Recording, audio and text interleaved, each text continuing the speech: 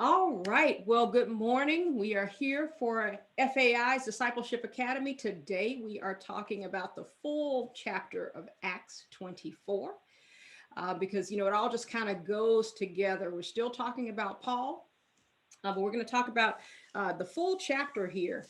And what I want to start with is who was here last week? Give me just a quick high level overview of last week. Where are we in the journey, Paul's journey? Where are we in Paul's journey?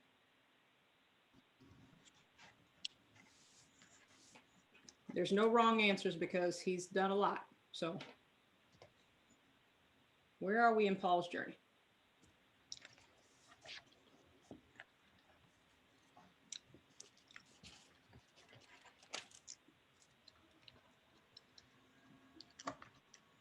Well, he's headed to Rome. Mm-hmm. Why is he headed to Rome? He's been sent to Rome to sit before I forgot his name, but he's sitting before the ruler to be heard to see whether or not he is guilty of anything that he's been accused of by the Sanhedrin court. Okay, excellent. That's a great summary. All right, so let's look at Acts 24, 1 through 4. Acts 24, 1 through 4. I cannot see who all is on at this very moment. So, Ornita, would you please read Acts 24, 1 through 4 for me, please? Yes. I'm reading from the NET version. Okay. After 5 days, the high priest Ananias came down with some elders and an attorney named Tertullus, and they brought formal charges against Paul to the governor. When Paul had been summoned, Tertullus began to accuse him, saying, "We have experienced a lengthy time of peace through your rule, and reforms are being made in this nation through your foresight. Most excellent Felix, we acknowledge this everywhere and in every way with all gratitude." Verse 4, "But so that I may not delay you any further, I beg you to hear us briefly with your customary graciousness." Okay, awesome. Okay, so when I'm teaching women's Bible study, I always start with who are the key characters? Who are the key characters in what you just read? And it doesn't have to be you or Anita, but you can feel free to answer. Anybody else can jump in. Who are our key characters here? Paul, the governor Felix, Yep. and Tertullus, the attorney. And we have one more there too. The priest Ananias. Yes, ma'am. All right, what do we know about Ananias? Anybody? What do we know about Ananias?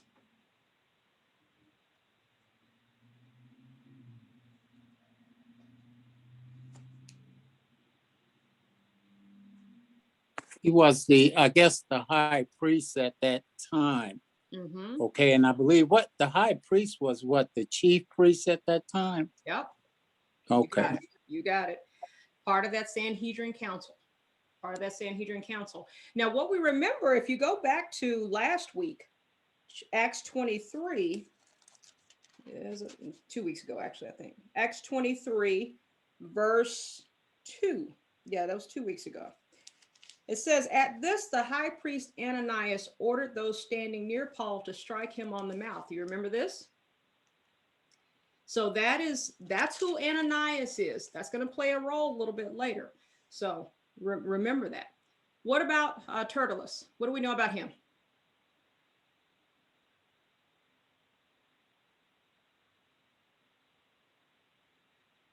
What do we know about Tertullus?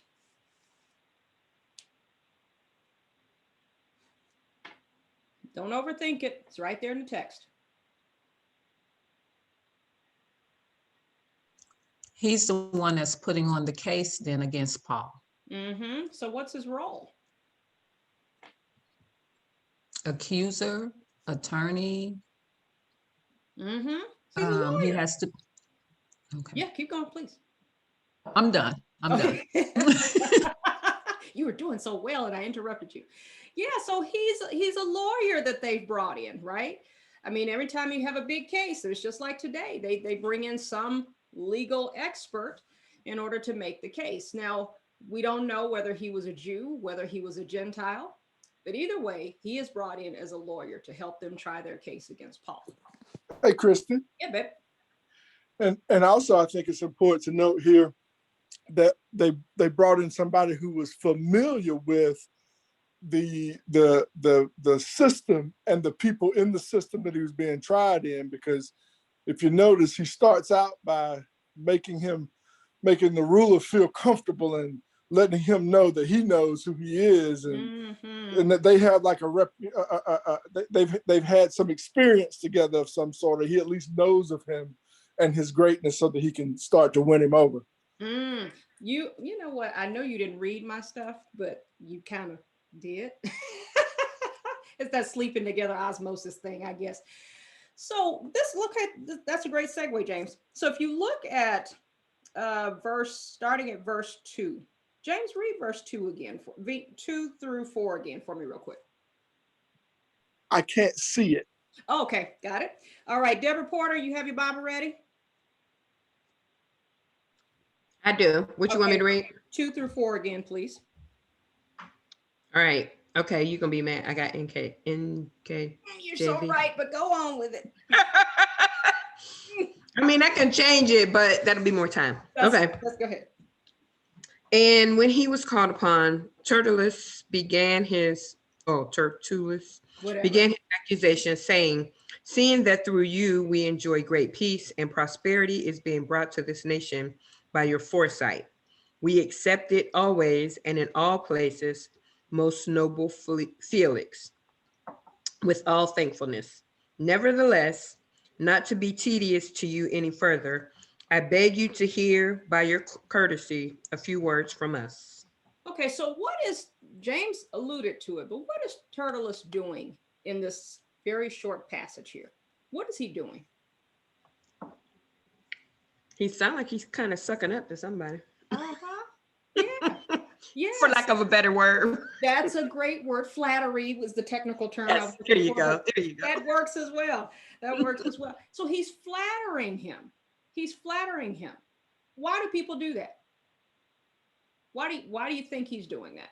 To help, to kind of causes people to drop their guard a little bit, make you feel like, you're all of this. And so you don't tend to think they're that big of a threat. Yep, exactly. And does that extend to other people? Why do people in general exercise flattery? To try to make people like them. They want to be what? Go ahead. I didn't hear. To try to be what? Oh, I didn't hear what they were saying either. Deborah, what were you saying?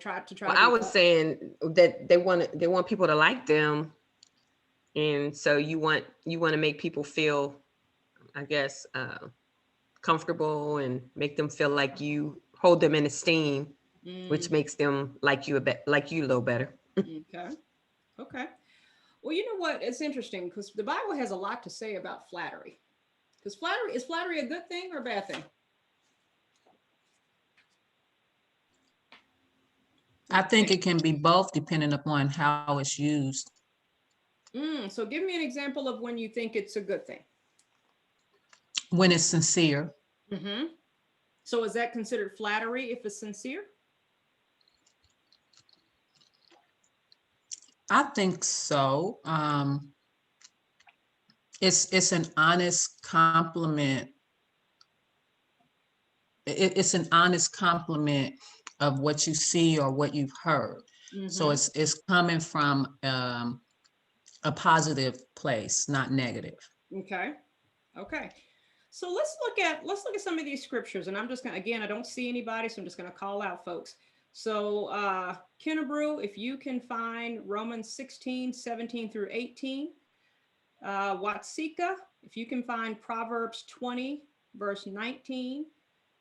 Who else did I see? Tamara. If you can pull up Jude 1, 14 through 16. And who else did I see? Deborah. Psalm, the last one, Psalm 78, 32 through 37. Hey, Christy. Yes. I can't, I can't see, but I would also say you were talking about flattery. Mm-hmm. But the definition of flattery, if you really take a moment and think about it, is about insincerity. It has to be insincere. Exactly.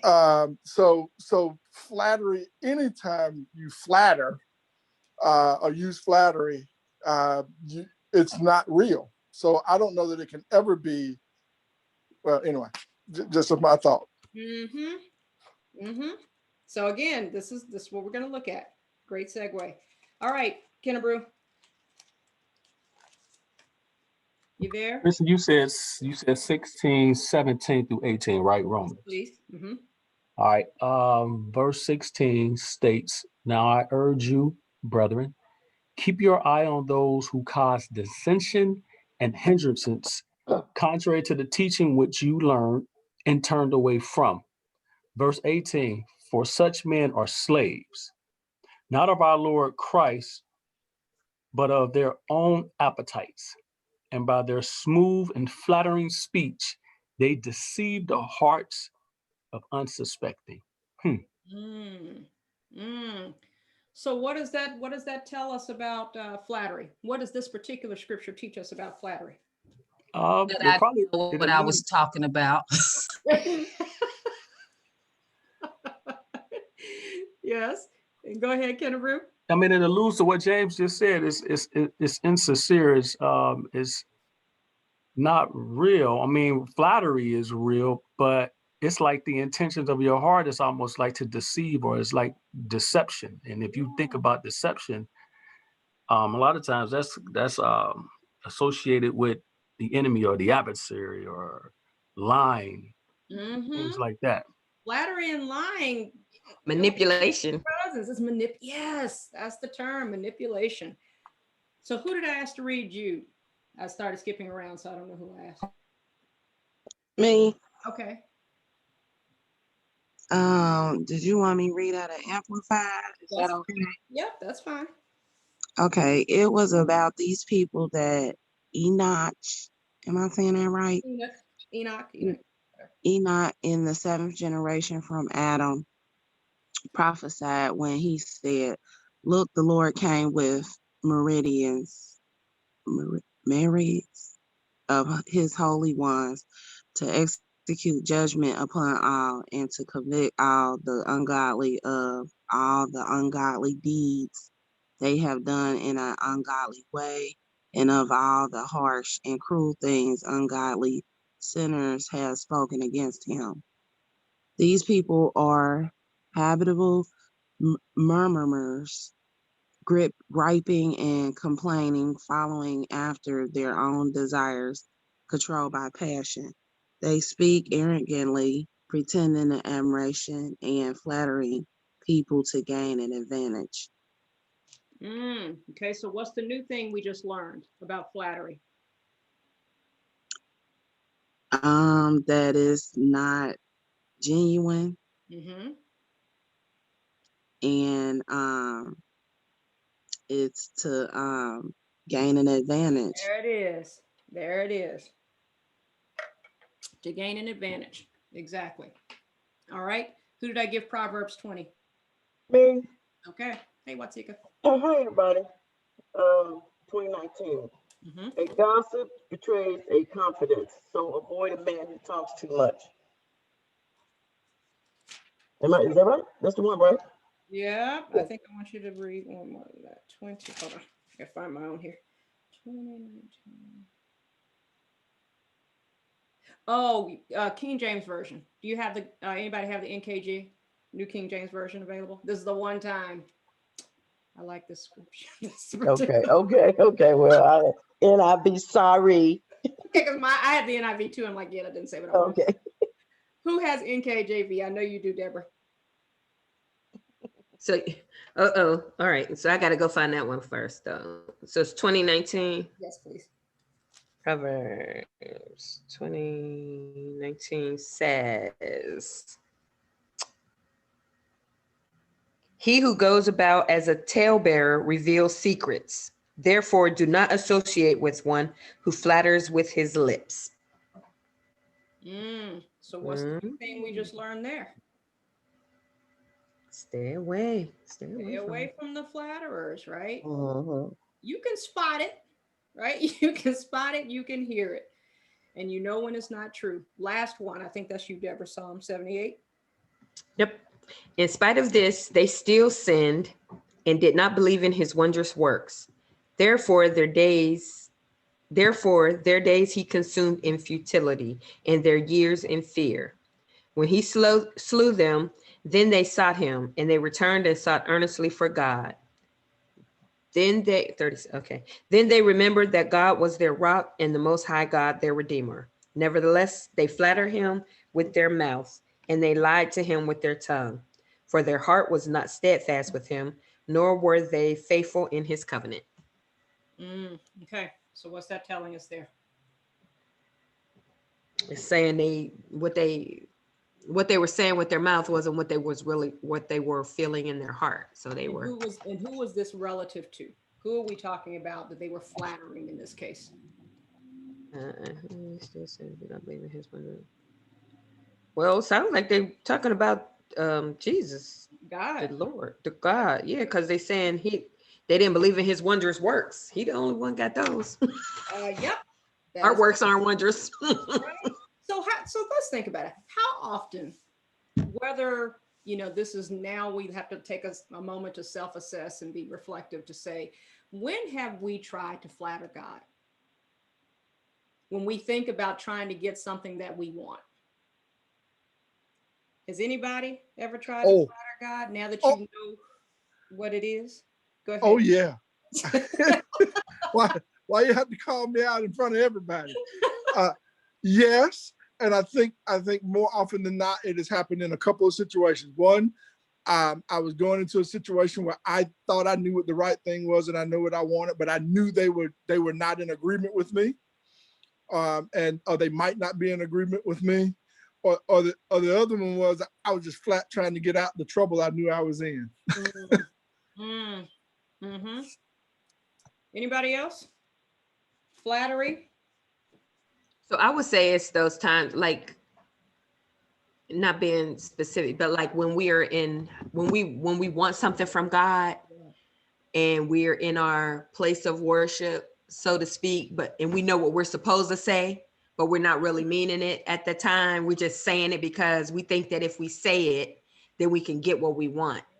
So you might not be in a place where you feel like God is just, being awesome, because you might be in a low place, but you're saying it because you feel like if I don't say it, then I might not get, XYZ. Yes. You know what? I'm glad you said that. That was the example. That's the exact example that I was thinking of, because, we're all taught to pray in different ways, right? And depending on what you're trying to accomplish, there's different types of prayers and how you pray.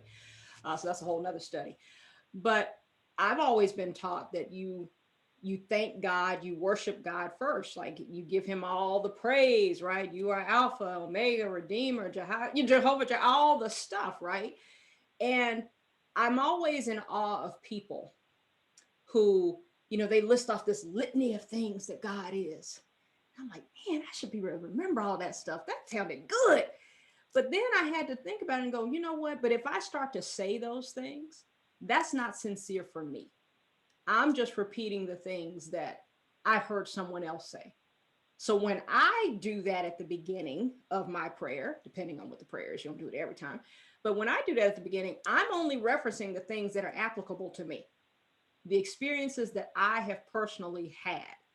And that makes it sincere for me versus me trying to just, okay, for the first 2 minutes, I need to just give him. And then I get to what I want to talk about. Because God knows that anyway. And God is not impressed, nor does he want our insincerity.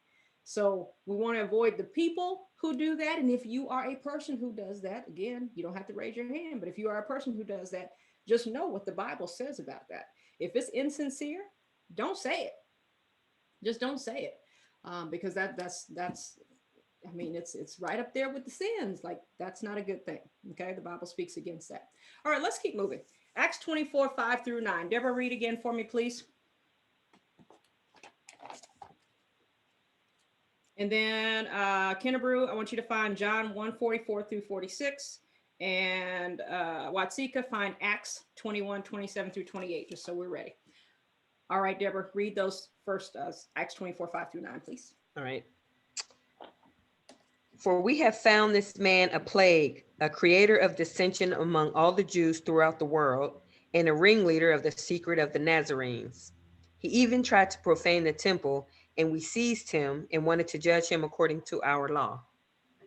But the commander, Lysias, came by and with great violence took him out of our hands, commanding his accusers to come to you. By examining him yourself, you may ascertain all these things of which we accuse him. And the Jews also assented, maintaining that these things were so. Mm-hmm. Okay, so Tertullus just made his case, right? That's his case. The three things: stirring up riots among the Jews, he's a ringleader of the Nazarene sect, and desecration of the temple, right? That's what he has to go on. So the stirring up of riots among the Jews. Well, let me pause for a second and say, which of these three would you say is the most serious? Which do you think that the court would say is the most serious? And it can be anybody. I'm not putting Deborah necessarily on the spot. Well, I would think it would be stirring up riots, only because they didn't care about the Nazarenes, and they didn't, and it was not their temple. They didn't. That's within their people. But I would imagine the riots would be a bigger issue for them than anything. Okay, and why is that? Say more about that, please, if you can. Well, because the Romans were in charge of keeping the peace, and so anytime there was a fight or a quarrel that led to physical combat, they were the ones who were responsible for that, right? So that would be the thing that they would be responsible for. Yeah, and in this case, and to take that a step further, that would be considered a form of rebellion. So that is absolutely not what the Roman government wants, is rebellion. So that is considered, I mean, that's a political, that's a political issue for them.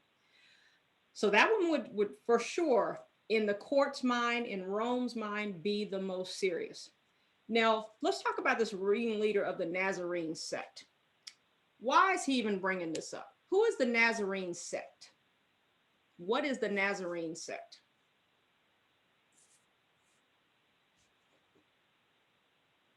Somebody, what's the Nazarene sect?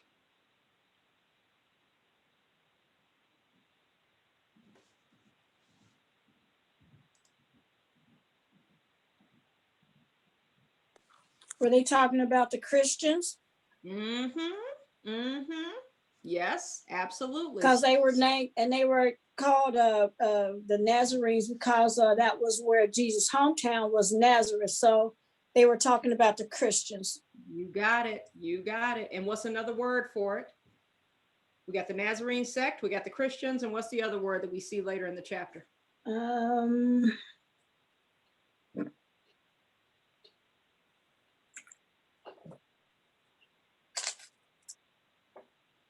Anybody? What else do they call it? Sect. It is over in 14. I'm gonna try again. Is it the way? Yes, ma'am. Yeah. Yep. Yes, ma'am. All right. So Kennebrew, read John 1, 44 through 46 for us, please. John 1, 44 through 46. Verse 44 says, Now Philip was from Bethsaida, of the city of Andrew and Peter. Philip found Nathanael and said to him, We have found him of whom Moses in the law and also the prophets wrote, Jesus of Nazareth, the son of Joseph. Verse 46, Nathanael said to him, can any good thing come out of Nazareth? Philip said to him, come and see. So this whole idea of the ringleader of the Nazarene sect, Tertullus presented this as a bad thing. So it's not just they follow Jesus, but it's Nazarene, like nothing good comes from there. So it was really meant as an insult, okay, as an insult. And then we've got the desecration of the temple that he was accused of. So let's read Watsika, Acts 21, 27 through 28.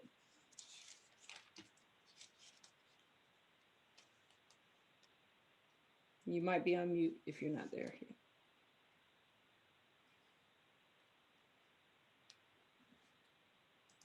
Did I lose you, Watsika? I said, no, I'm here. Okay. I'm sorry. When the 7 days were nearly over, some Jews from the province of Asia saw Paul at the temple. They stirred up the whole crowd and seized him, shouting, men of Israel, help us. This is the man who teaches all men everywhere against our people and our law and this place. And besides, he brought Greeks into the temple area and defiled this holy place. No, I think that's it, right? I think that's it. Yep. Yeah, okay. yeah. So here's what we know. The people who were making those accusations did not know that for sure. They made assumptions. If you keep reading a little bit further, actually, in 29, they had previously seen Trophimus and the Ephesian in the city with Paul and assumed that Paul had brought him into the temple. Assumed. So these three things here, they're just based on rumor or conjecture. Okay, so we're not seeing any evidence so far. So what's Paul's defense?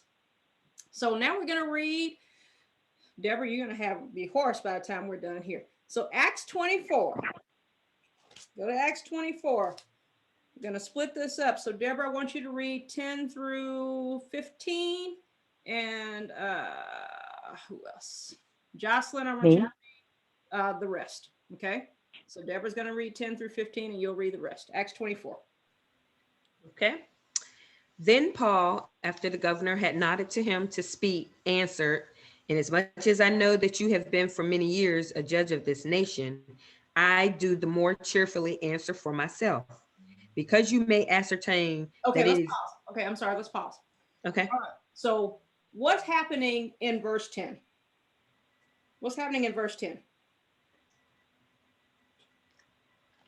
It looks like Paul's starting to testify for himself. So what's the difference in Paul's opening statement and Tertullus's opening statement to the governor? Paul probably mean what he said. He's not trying to flatter. He's just going right for what, going straight for the meat of the matter. He's not trying to put all that spin on it. There was no flattery. You're exactly right. He's like, look, okay, I won't say anything good about you and I won't say anything bad about you. Make my case. All right, keep going, Deborah. Where was I? Okay, because you may ascertain that it is no more than 12 days since I went up to Jerusalem to worship, and they neither found me in the temple disputing with anyone nor inciting the crowd, either in the synagogues or in the city, nor can they prove the things of which they now accuse me. Okay, pause. Okay, so their first point, stirring up riots among the Jews, is Paul innocent or is he guilty? Well, he ain't say he didn't do it. He said they didn't see him do it. You know what? I never said it that way. Well, I think the problem here is that when you go back to it, we realize that they started fighting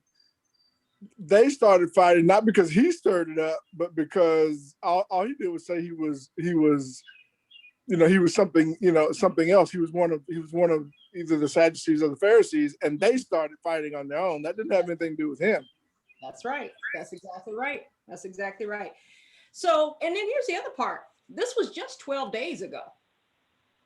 So there should have been plenty of people who could come forward and say in a confirmed way that Paul did indeed do what they just said as far as stirring up the riots, correct? Mm-hmm. All right. So let's keep going. Nor can they prove the things of which they now accuse me. But this I confess to you, that according to the way which they call a sect, so I worship the God of my fathers, believing all things which are written in the law and in the prophets. You said to 15. Keep going all the way through 16. That makes sense. Yeah. Okay. I have hope in God, which they themselves also accept, that there will be a resurrection of the dead, both of the just and the unjust. So this gets to James's point. What was the point of dissension? Why did they all of a sudden, the Sadducees and the Pharisees, start a riot among themselves? And anybody can jump in. You don't have to. Because the Sadducees don't believe in the resurrection and the Pharisees do, and they're both on the Sanhedrin court, and that's where the fight started.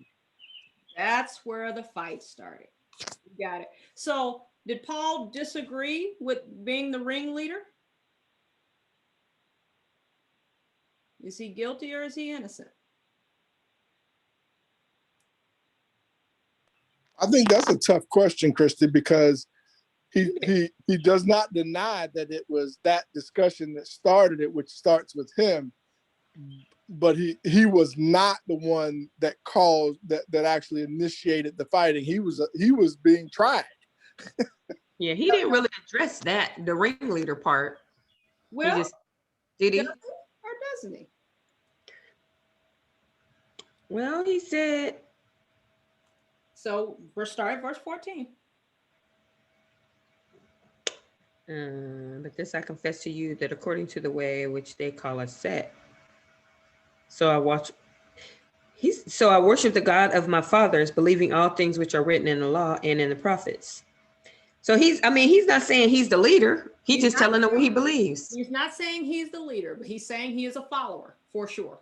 He's saying he's a follower for sure. So I had him as actually, when I, did my own judge and jury, I had him as actually being guilty of that, right? Because he was the spokesperson in many cases. He was at least one of the most prominent spokespeople for the Nazarenes or for the Way or for Christianity at that time. Okay, and then let's keep going. Who did I have read the rest? Jocelyn? 17 through 21? Turn you're on mute. After several years away, I returned to Jerusalem with money to aid my people and to offer sacrifices to God. My accusers saw me in the temple as I was completing the purification ritual. There were no crowd around me and no rioting. 19, but some Jews from the province of Asia were there, and they ought to be here to bring charges if they have anything against me. 20, ask these men here what wrongdoing the Jewish high council found in me, except for one thing I said when I shouted out, I am on trial before you today because I believe in the resurrection of the dead. And that was from the Nev Bible I was reading. All right. So desecration of the temple. They accused him of desecrating the temple. Paul says he went into the temple to do what? Purification ritual. Okay. What else did he say? The first thing he said was, read verse 17 again.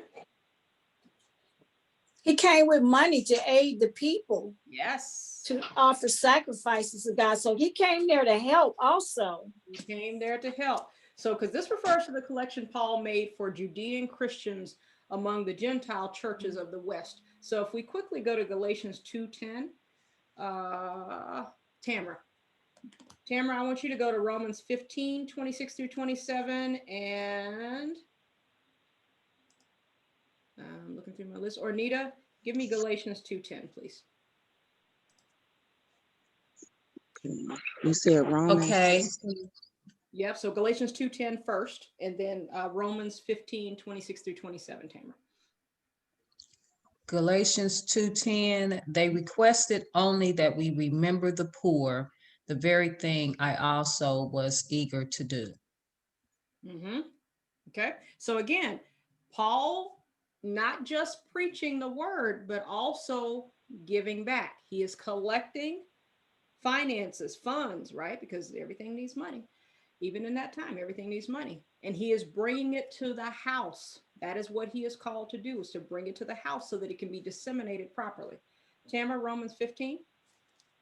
For Gentile believers in Macedonia and Achaia have been pleased to make a contribution for the poor among the saints. Jewish believers in Jerusalem, they were pleased to do it, and they are indebted to them. For if the Gentiles have come to share in their spiritual things, then they are indebted to serve them also in tangible material things. So is he guilty of desecrating the temple? Mm-mm. Not at all. Anybody disagree with Christy's judgments?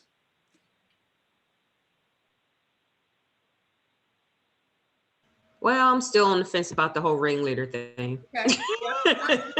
I mean, just because I feel like, even though I guess you could say he's the ringleader, but when you use the term ringleader, it makes it seem like it's a negative connotation. So I guess that's why he didn't really address it, because he's like, okay, I believe, this is what I believe, and other people that believe it too, you know.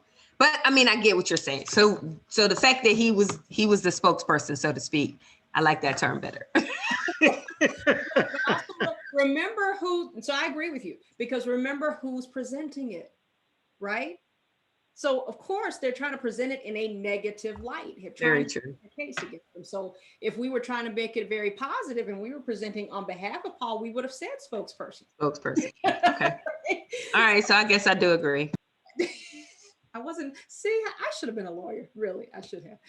All right, so let's keep moving. Okay. So Acts 19 verses, Acts 24 verses 19 through 21. James, are you in front of your Bible yet? Yes, no, maybe so. I got it. Okay. Acts chapter 19. Oh, hey, Pastor. Verse. I didn't see you there. Hey, great class. Say again the verses. Acts verses 24 verses 19 through 21. See, I heard it wrong. I'm having a moment. Acts 24. Got it. Yep. Verse 19. Yes, you got it. Okay, but thank you for your patience.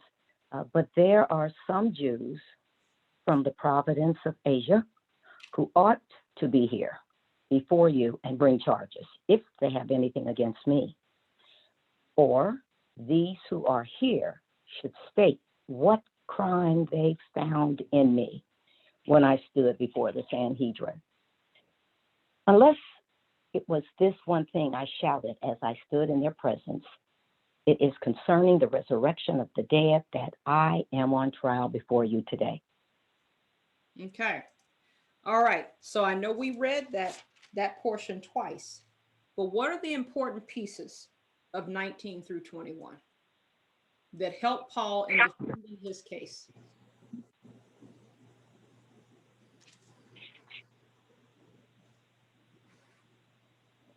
Well, the first thing, he's basically like, where are my accusers? They're saying this happened. How come they're not here to present their case? So that's a great point. So I'll go back to, flip back in your Bibles, Acts 23. Acts 23, 23 through 30. So what you'll see here, if you remember, and I won't read it, this is when the commander wrote a letter to the governor saying, I'm sending Paul your way. Okay, remember that? He wrote this letter, it gave the background. Hey, he was seized. blah, blah, blah. We're trying to keep him safe. But if you go all the way down to verse 30, it says, I sent him to you, okay, once. I also ordered his accusers to present to you their case against him. So as Paul talks about the people from Asia, well, they should have been there. So technically, by Roman law, anybody who was accusing had to show up. So you can't just accuse somebody and not show up. So that's the first issue that they had, was the Roman law. The second piece is exactly what you said, Deborah. No eyewitnesses. And then the third piece is Ananias and the elders. So why did I put Ananias and the elders here? What's the significance of them being a part of this defense? He didn't mention it directly, so this one you got to infer just a little bit. Ananias and the elders. Have we seen them before? I'll give you a little hint.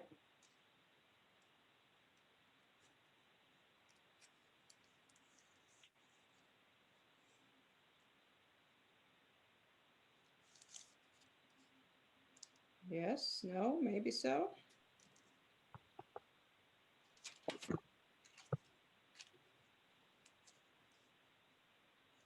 forgot where my own notes were here. So remember at the very beginning, I referenced back to Acts 23.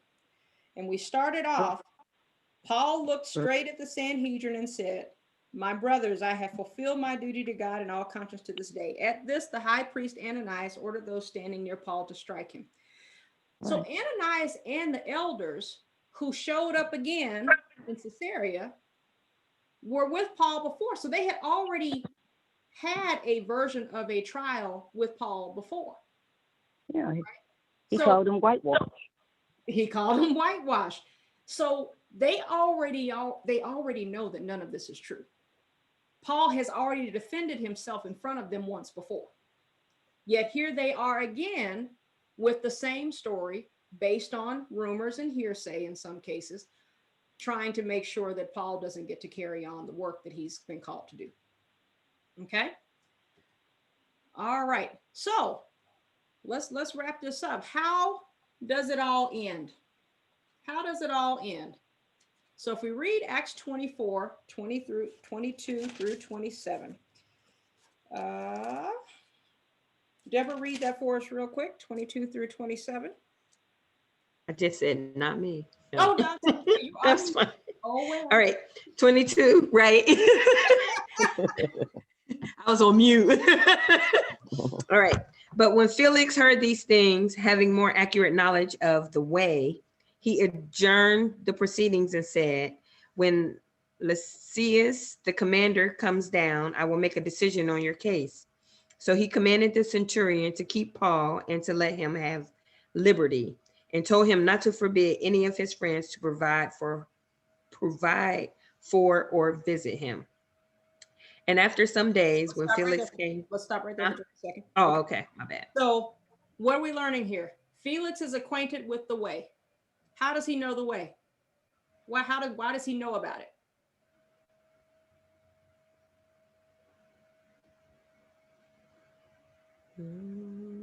Anybody? Why does he know about the way?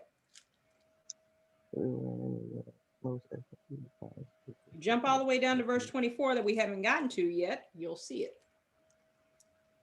What does it say? Verse 24.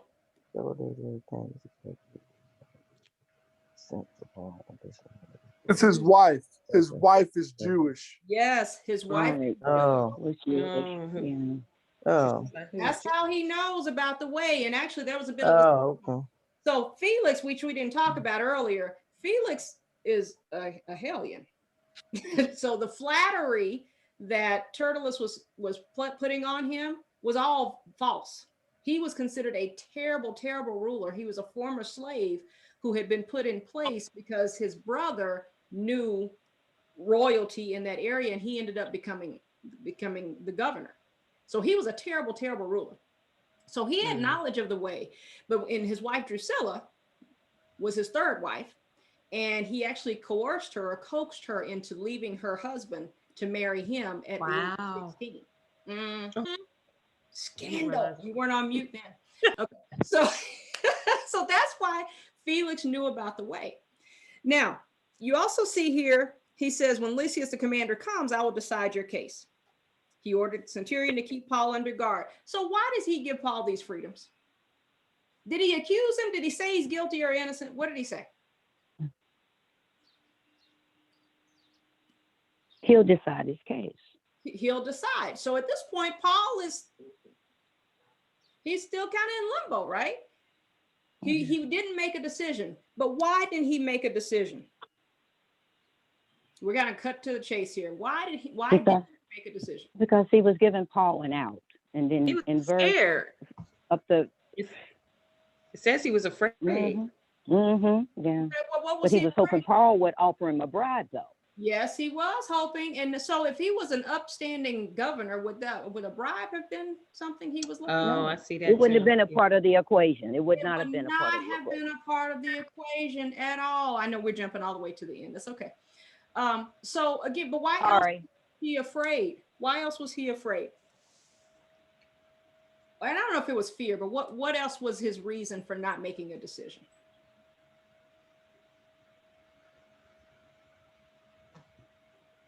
Well, if what Paul was preaching was true, he didn't want to be on the short end, maybe.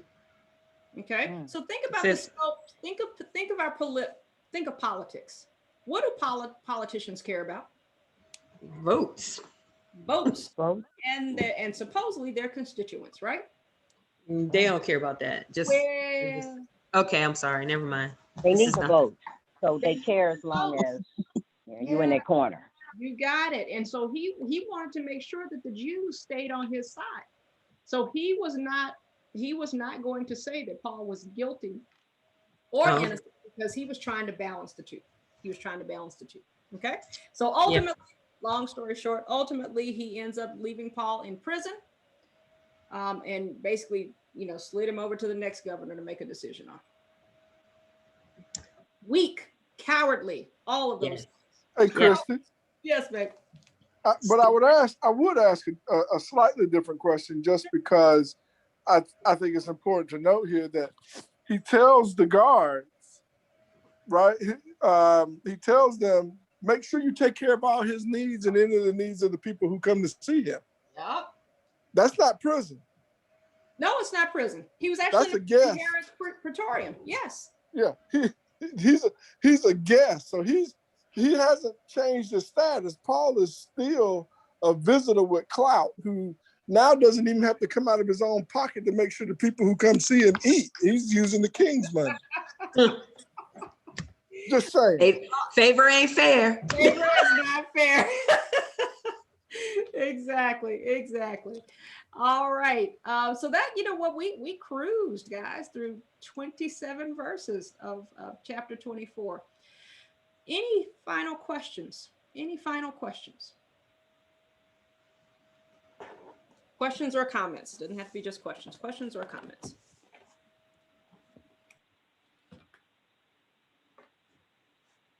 All right. So next week, Acts 25, 1 through 22.